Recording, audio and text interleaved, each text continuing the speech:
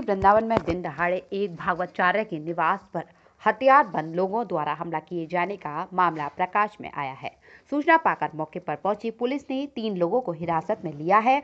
वहीं भागवताचार्य की पत्नी ने भोपाल से भाजपा सांसद साध्वी प्रज्ञा सिंह के सुरक्षा गार्ड एवं साथियों पर अभद्रता करने एवं धमकी देने के मामले में नामजद समेत अज्ञात लोगों के खिलाफ कोतवाली में तहरीर दी है।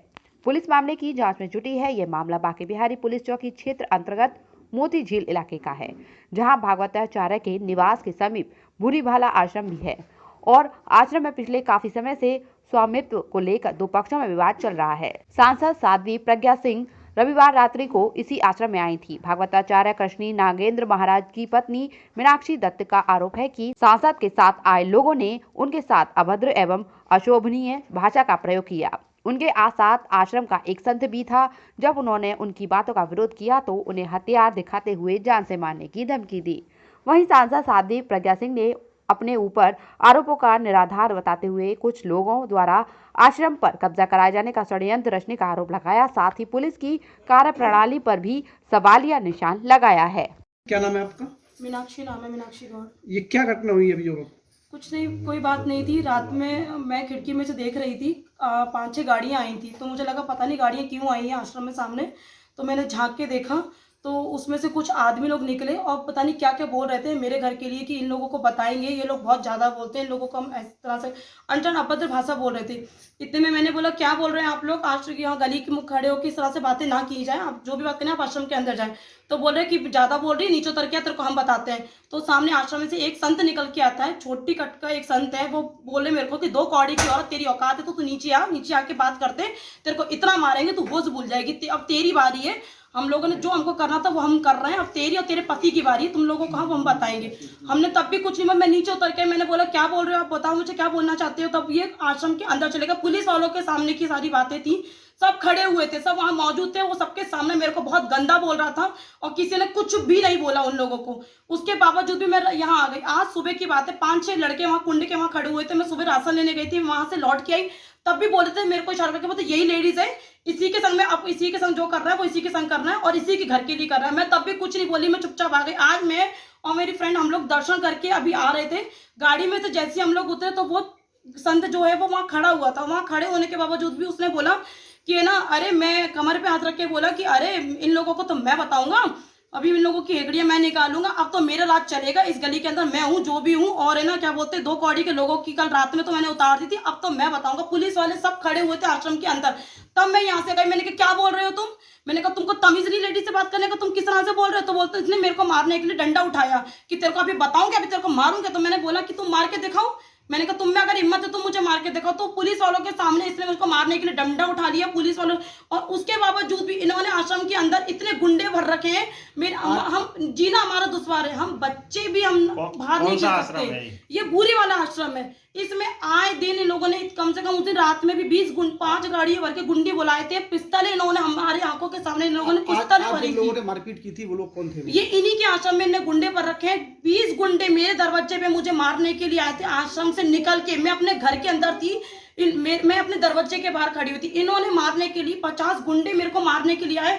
और आश्रम के अंदर आकर मैं आए, जैसे मुझे मारने के हुए मेरे विद्यार्थी ने गेट बंद कर दिए और जो प्रज्ञा भारती है उनके गनर ने पिस्तल निकाली मेरे ऊपर कनपट्टी में मारने के लिए मुझे, कि इस साली को मैं बताता हूँ आज को मारे डालता हूँ। पुलिस ने कुछ लोग हिरासत में भी लिए और पुलिस वालों ने उसके बाद भी जब उन्होंने पिस्तल पकड़ी तो पुलिस वाले आए, पुलिस वालों ने उसको पकड़ा, 2-3 लोगों को पकड़ के लेके गई साथ में। पर उन लोगों ने मारा और गेट पूरा झंझोर दिया। मेरे बच्चे और मैं पूरे हिल गए। मैं अकेली रहती हूँ, मुझे मेरी सेफ्टी चाहिए, मेरे पति नहीं रहते, मैं अपने बच्चों के साथ अकेली रहती हूँ। ये कुछ भी मेरे साथ कर सकते, मेरे पति के साथ, मेरे बच्चों के साथ कुछ भी कर सकते हैं। पुलिस ने उनको गिरफ्तार किया तो उनके साथ हथियार भी थे क्या? नहीं, उनके साथ में हथियार भी थे और मैंने नहीं देखा हथियार थे, पर मैंने पिस्तल देखी थी, उन्होंने पिस्तल निकाली थी मेरे को मारने के लिए और सब पुलिस वाले साथ में खड़े हुए थे। पिस्टल को पुलिस ने लिया है? मध्य प्रदेश की पुलिस है, वो सांसद है प्रज्ञा भारती, मध्य प्रदेश की सांसद है, जो आई हुई है 2 दिन से। और मेरे ख्याल से वो आई है तभी धमैया मच रहा है, बहुत लड़ाइयां करवा रही है यहाँ के। वो अपने साथ में गुंडे भी लेके आई है, जो गनर है उनके गनर ने ही मुझे मारने के लिए पिस्तल निकाली थी। लगाया जा रहा है कि आपके लोगों ने उन पर आक्रमण किया और गाली गलौज की है। हाँ, मैं यहाँ आई हूँ, तब से मुझे निरंतर गालियों की बौछार मेरे ऊपर की जा रही है। मुझे ये समझ में नहीं आ रहा है कि आखिर यहाँ ये माहौल सब क्यों है। यहाँ मैं दर्शन करने के लिए आई और सूचना देते हुए आई हूँ, और जब मैं यहाँ आई और वहाँ से निकल रही थी तो वो व्यक्ति जिसका नाम मुझे बाद में जानकारी लगी, कोई नागेंद्र करके है, उसकी पत्नी, मेरी गाड़ी वहाँ फंसी, उसकी गाड़ी एक तरफ खड़ी है, रेत एक जगह पड़ी हुई है उसके ठीक बाजू में, तो गाड़ी को निकलने को मेरी जगह नहीं थी। जब गाड़ी निकली तो उसमें कोई वायर पड़ा हुआ था, वो वायर हमारी गाड़ी में फंसा। हमारे लोग गाड़ी निकालने लगे और आपस में जो चर्चा कर रहे थे उसमें लगा कि आखिर गाड़ी यहाँ क्यों खड़ी, कौन है जिसकी गाड़ी खड़ी है यहाँ। तो आपस में ही किसी ने कहा कि ये बाजू में, क्योंकि यहाँ की सिक्योरिटी भी थी साथ में, इंस्पेक्टर थे, उन्होंने कहा ये बाजू वाले का होगा। हम लोग ये चर्चा, मैं गाड़ी में बैठी थी और इस तरह से ये लोग गाड़ी निकाली और आगे बढ़े, लेकिन आगे बढ़े उसके पहले तो महिलाएं गाली गलौज करने लगी। तो मुझे लगा किसी को दे रही होगी, कोई तो कारण होगा, कुछ कहाँ लड़ाई झगड़ा क्यों होने लगा। पर वो महिला तो लगातार बुरी तरह से गालियाँ देती रही, और जब मेरा नाम लेके उसने गालियाँ दी कि सांसद आ गई हैं तो यहाँ गुंडागर्दी करेंगी, तो इस तरह से तो मुझे समझ में आया कि ये मुझे मेरे लिए बोल रही है। कुछ कहते बिना कुछ कहे हुए हम आश्रम में आए। मैंने ऐसे यहाँ इसको बुलाया, चौकी इंचार्ज यादव को। मैंने कहा कि इस प्रकार से वो अभद्र गालियाँ दे रही है, ऐसा क्यों है भाई, मुझे तो कोई लेना देना नहीं था, मैं तो आई हूँ बस दर्शन करने के लिए।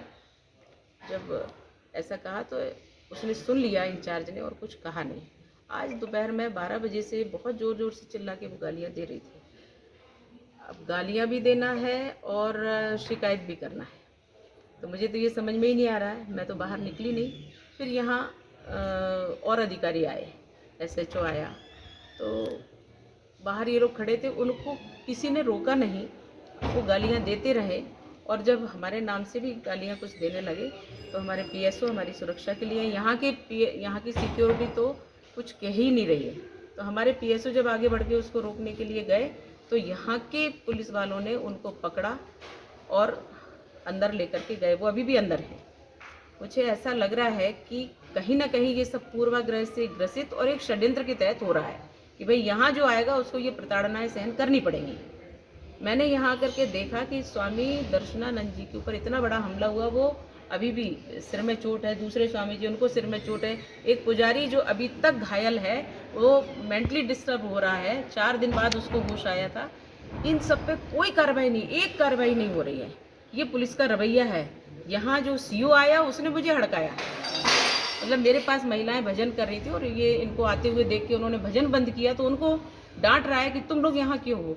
मैंने कहा भाई आप मुझसे मिलने आए, मुझसे बात करिए।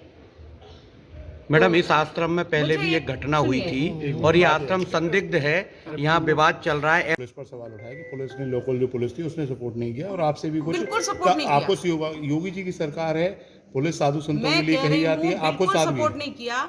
मैंने DGP से बात की अभी, उसके बाद अभी मैंने जो सीनियर SP हैं उनसे बात की। उन्होंने कहा कि मेरे संज्ञान में बात आ गई है, मैंने कलेक्टर को बताया मेरे संज्ञान में बात आ गई है और मैं अभी तुरंत कार्रवाई करता हूँ। ये अभी जस्ट की बात है और अभी तक ये लोग परेशान कर रहे थे। अब मेरा प्रश्न ये है कि जिस व्यक्ति के ऊपर 307 लगी है, जिस व्यक्ति के ऊपर इस पूरे हमले में संदिग्ध है वो, और उस व्यक्ति की द्वारा गालियां दी जा रही हैं, उस व्यक्ति की पत्नी के द्वारा गालियां दिलवाई जा रही हैं और उसको कोई कुछ नहीं कह रहा। आपने प्रश्न किया कि वो आरोपी है बलात्कार का, वो आरोपी है इस प्रकरण का, वो उसकी गाड़ी में हूटर लगा है, किस अधिकार से?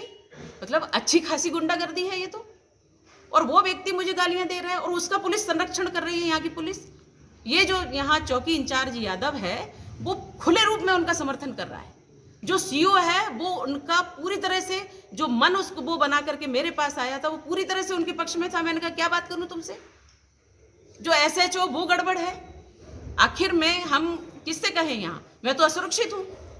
तो क्या लगता है कि यूपी पुलिस का जो रवैया है वो यहाँ मथुरा में, मैंने यहाँ देखा वृंदावन में कि ये जो मैंने नाम स्पष्ट बता रही हूँ, इस पोस्ट पे वो लोग बैठे हुए हैं, ये बिल्कुल अभद्र व्यवहार कर रहे हैं। मैंने DGP से यही बात कही, मैंने उनसे SP, सीनियर SP से यही बात कही।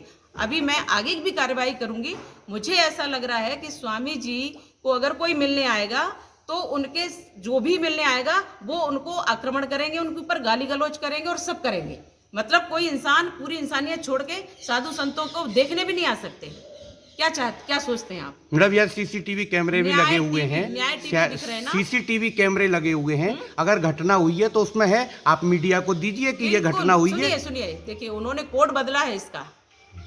कुछ तो यहाँ कैमरे में गड़बड़ी उन लोगों ने की है जो तोड़ने फोड़ने यहाँ पर आए हुए थे। उन्होंने पूरा, कोई कार्यवाही नहीं हुई। मैं कह रही हूँ, मैंने तो यहाँ करके जाना इस बात को कि क्या क्या हुआ, और पूरा जाना भी नहीं अभी तो, क्योंकि मैं रात को दर्शन करके आई, उसके बाद मैं थक गई थी तो मैं लेट गई। अभी तक मैं कुछ जानकारी लूं उसके पहले तो ये सब होने लगा। आखिर मैं क्यों, ये 307 का आरोपी बाहर क्यों है? वो गाली गलौज देने के लिए? उसकी गाड़ी में हूटर लगा है, किस अधिकार से? वो बलात्कार का आरोपी है, क्यों? सरकार तो आपकी है, कर रहे हैं? सरकार आपकी है, आप अरे कार्रवाई यहाँ से करवाइए। मैंने कहा ना, यहाँ पर पुलिस संदिग्ध है, उसकी गतिविधियां संदिग्ध हैं। जब पुलिस सांसद की नहीं सुन रही तो क्या आम जनता की? मैं बिल्कुल सच कह रही हूँ, जब वो सांसद की नहीं सुन रही है तो निश्चित रूप से ये जो अपराध हो रहे हैं ये उसी के अंतर्गत हैं, ये जो षड्यंत्र हो रहे हैं उसी के अंतर्गत हैं। स्वामी दर्शनानंद जी और जो स्वामी यहाँ जो घायल हैं उनकी कोई सुनवाई इसीलिए नहीं हो रही है क्योंकि यहाँ दादागिरी चल रही है।